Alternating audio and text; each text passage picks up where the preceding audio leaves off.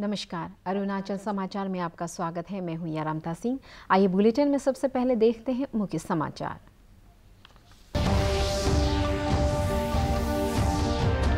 प्रधानमंत्री नरेंद्र मोदी ने कोविड-19 महामारी पर भारत की कार्रवाई की समीक्षा करने के लिए वरिष्ठ मंत्रियों और अधिकारियों के साथ की बैठक। केंद्रीय स्वास्थ्य मंत्रालय के अधिकारियों को राज्यों और संघ राज्य क्षेत्रों के परामर्श से आपातकालीन योजना बनाने का दिया निर्देश। ईस्ट सियांग जिला उपायुक्त डॉक्टर किन्नी सिंह ने कहा, कोविड पॉजिटिव मिले फ्रंटलाइन वर्कर्स किया गया क्वारंटीन। कहा, इनसे मिलने वाले लोगों का पता लगाकर उन्हें किया गया होम क्वारंटीन। फ्रंटलाइन वर्कर्स की सुरक्षा के लिए पर्याप्त संख्या में उपलब्ध कराए गए हैं पीपीई, मास्क और ग्लव्स। सुरक्षित रक्त जीवन बचाता है विषय पर आज मनाया जा रहा है विश्व रक्तदान दिवस। राज्य के स्वास्थ्य और परिवार कल्याण मंत्री आलो लिबांग ने बहुमूल्य मानव जीवन की रक्षा के लिए युवाओं से नियमित अंतराल पर रक्तदान करने की अपील।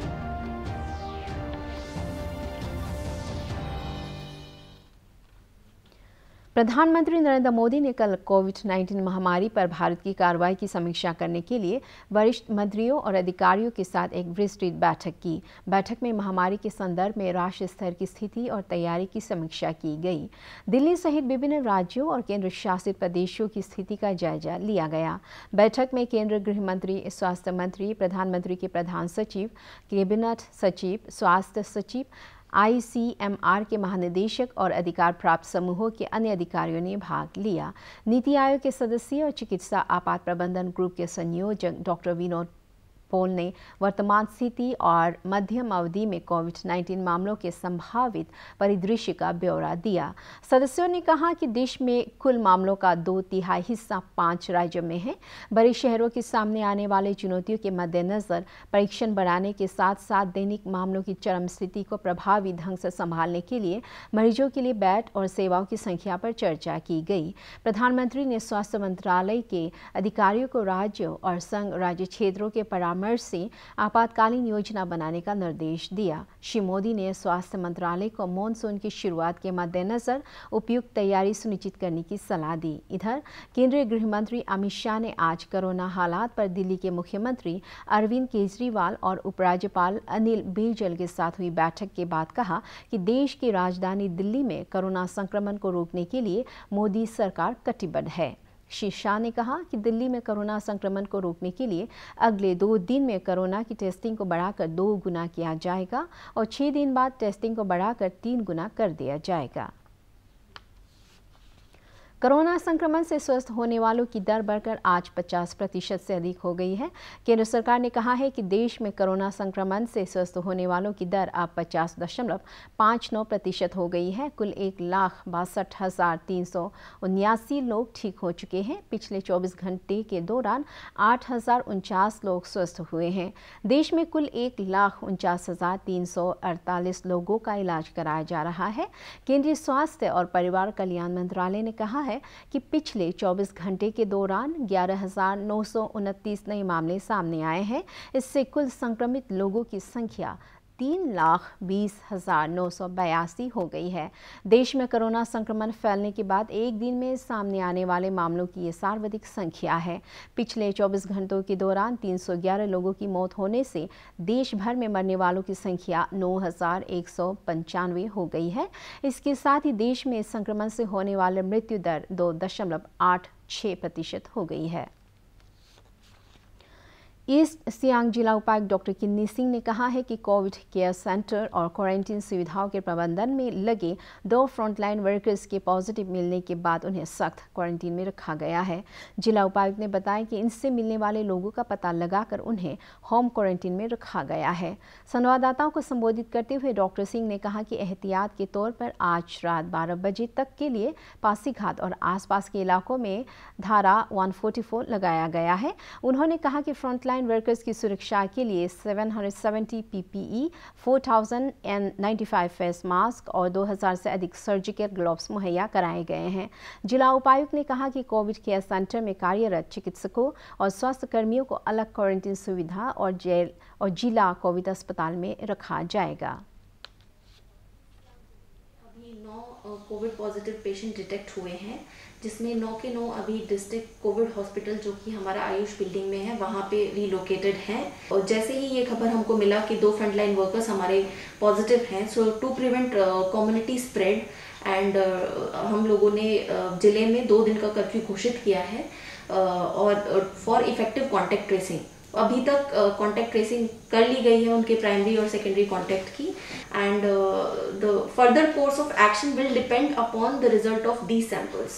अभी जितने भी फ्रंट लाइन वर्कर्स हमारे यहाँ पे इंगेज्ड हैं जो कि कोविड केयर सेंटर या फिर डिस्ट्रिक्ट कोविड हॉस्पिटल में काम कर रहे हैं, उनके लिए हमने एक सेपरेट फैसिलिटी क्वारंटीन को डेजिग्नेट किया है और वहाँ के वर्कर्स अभी काम करके उन सेपरेट फैसिलिटी क्वारंटीन के अंदर ही जा रहे हैं। एंड सेम विद जहाँ से जिस फैसिलिटी से ये 9 लोग आए हैं, उस फैसिलिटी में जो काम कर रहे थे वर्कर्स, उन लोगों को भी अभी हमने फैसिलिटी क्वारंटीन ही किया है, उन लोगों को भी ऑलरेडी आइसोलेट किया हुआ है। बाकी उनकी फैमिली। पेट्रोलियम और प्राकृतिक गैस मंत्री धर्मेंद्र प्रधान और असम के मुख्यमंत्री सर्बानंद सोनोवाल ने आज असम के तिनसुकिया जिले में मगजान का दौरा किया, जहां ऑयल इंडिया के एक कुएं में आग लगी हुई है। दोनों नेताओं ने वहां दुर्घटना की वजह से राहत शिविरों में रह रहे लोगों के साथ मुलाकात की। उन्होंने तिनसुकिया जिला प्रशासन और ऑयल इंडिया के अधिकारियों के साथ बैठक कर हालात की समीक्षा की। स्थानीय संगठनों की ओर से भी पेट्रोलियम मंत्री और मुख्यमंत्री को ज्ञापन भी दिया गया। 9 जून को इस तेल कुएं में लगी आग के कारण आसपास के गांव के लोग सुरक्षित स्थानों में चले गए हैं। आग बुझाने के प्रयास जारी है। आज विश्व रक्तदान दिवस है। यह दिन सुरक्षित रक्त और रक्त उत्पादों की आवश्यकता के प्रति जागरूकता बढ़ाने और रक्तदान करने वालों के प्रति आभार व्यक्त करने के लिए मनाया जाता है। इस वर्ष का विषय है सुरक्षित रक्त जीवन बचाता है। जटिल चिकित्सा और सर्जरी की स्थिति में रोगी का जीवन बचाने के लिए रक्त की आवश्यकता पड़ती है। प्राकृतिक आपदाओं, दुर्घटनाओं और सैन्य संघर्ष जैसे आपात स्थितियों में घायलों की इलाज में रक्त की भूमिका बहुत महत्वपूर्ण होती है। जीवन रक्षक के रूप में यह बहुत ही अनिवार्य है। रक्तदान को प्रोत्साहित करने और इसे बढ़ावा देने के लिए पर्याप्त बुनियादी ढांचे के विकास के प्रति जागरूकता बढ़ाने की दृष्टि से सभी सरकारों, राष्ट्रीय स्वास्थ्य प्राधिकरणों और राष्ट्रीय रक्त सेवाओं के लिए यह दिन बहुत महत्वपूर्ण है। इधर तोमोरिबा स्वास्थ्य एवं चिकित्सा विज्ञान संस्थान ट्रिम्स में विश्व रक्तदान दिवस के अवसर पर आयोजित रक्तदान शिविर में स्वास्थ्य और परिवार कल्याण मंत्री आलो लिबांग ने बहुमूल्य मानव जीवन की रक्षा के लिए युवाओं से नियमित अंतराल पर रक्तदान करने की अपील की।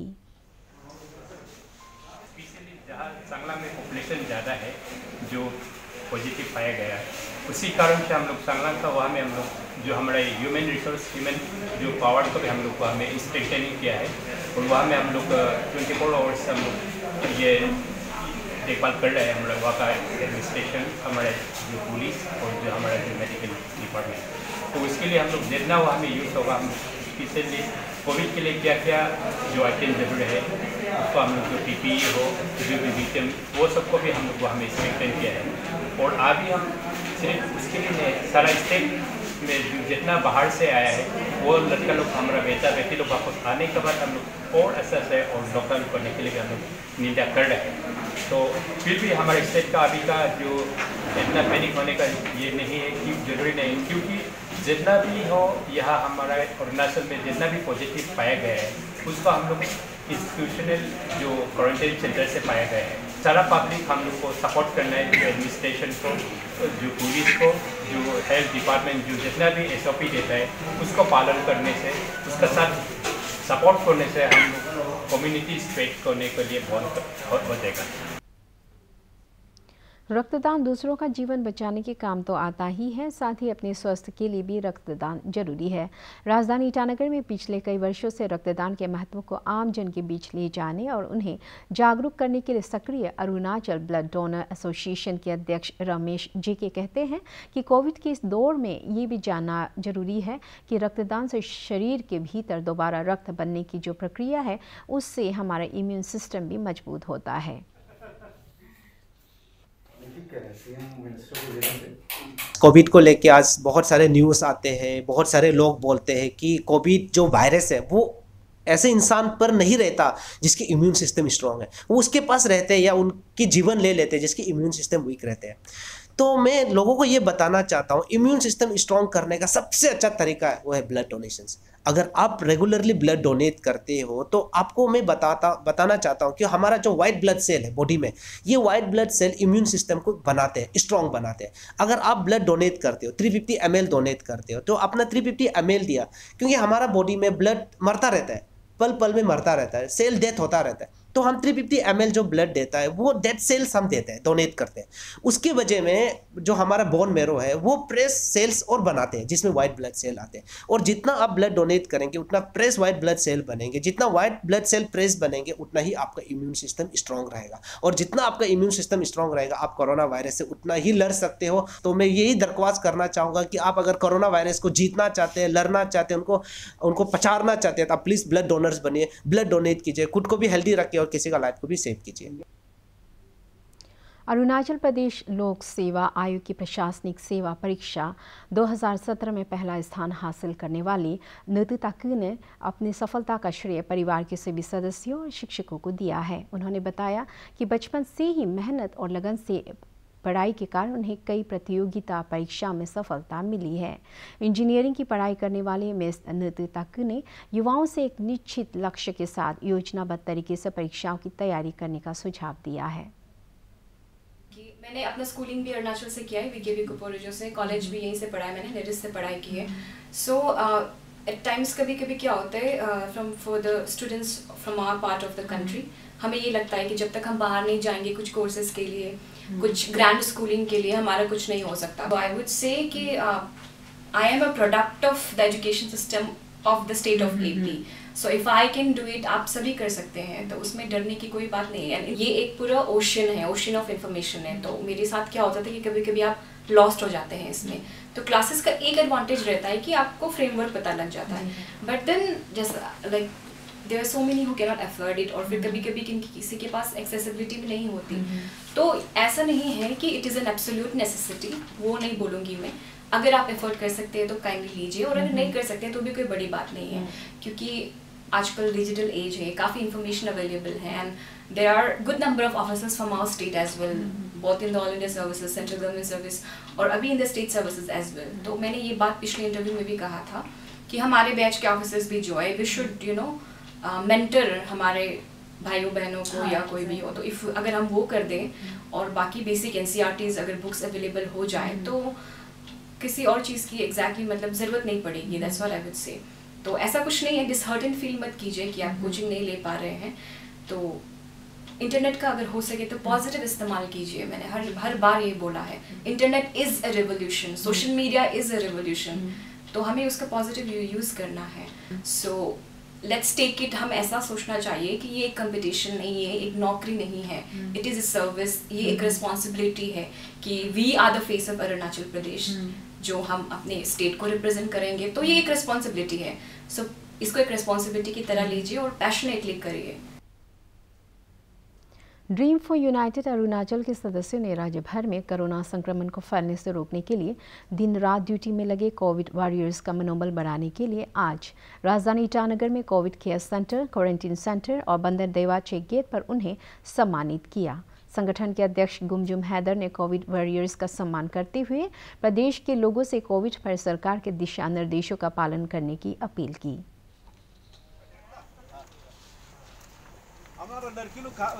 पानी पहुंचा दो। गुमजुम हैदर, मैं chairman dream for United Arunachal दुआ का मैं चेयरमैन हूं।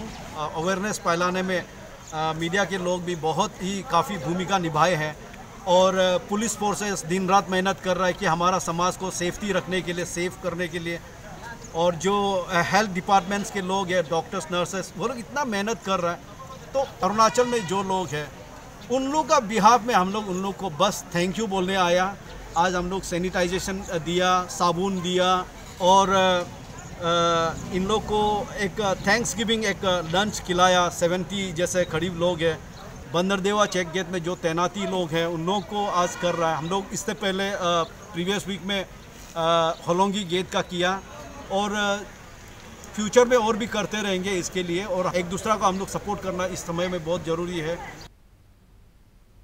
अपर सुबनसिरी जिले के स्कूली शिक्षा उप निदेशक ओ गारम ने कहा है कि गत 9 जून को जिला उपायुक्त कार्यालय में स्कूलों को खोलने के मुद्दे पर सभी हितधारकों की बैठक हुई।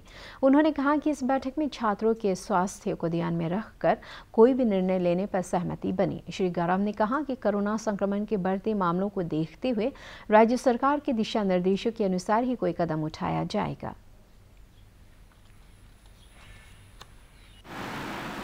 कोविड-19 का वजह से आपका ये स्कूल खोलना चाहिए बोलकर उसको हमने कमिटमेंट नहीं कर सकता है, क्योंकि ये बहुत लाइफ का रिस्की होता है। इसका वजह से हमारे यहाँ में मेनली मैंने ये एकोमोडेशन का बेंच डेस्क का कमियाँ है, बैठने का सोशल मेंटेन करने के लिए नहीं सकता है। 4 लोग तो ऐसे एक तर्क में ज्वाइन करके बैठा हुआ है हमारा टीचर लोग, लेकिन स्कूल खोला नहीं है, कोई भी रिस्क लेने नहीं चाहता है। मेरा साइज से तो हम तो कमिटमेंट नहीं कर सकेगा, क्योंकि वो लाइफ का सवाल है। कोई चीज़ में कुछ बच्चा लोग इधर उधर का स्ट्रे डॉग जैसे घूम रहा है, घूमने वाला किसके पास में क्या बीमार है कैसे मालूम होगा ना, उसको पकड़ने नहीं सकता। एक साथ होगा तो एक दूसरा से निकलेगा, तब तो मुश्किल हो जाएगा। यहाँ में इलाज करने के लिए मैं उसका दापोरी जो एक तो कुआं जैसे है ना यहाँ से, इसलिए थोड़ा लेट चेक करने से। अरुणाचल समाचार के आज के अंक में इतना ही। हम कल फिर हाजिर होंगे अरुणाचल और देश दुनिया की खबरों के साथ। आप देखते रहिए अरुण प्रभा। नमस्कार।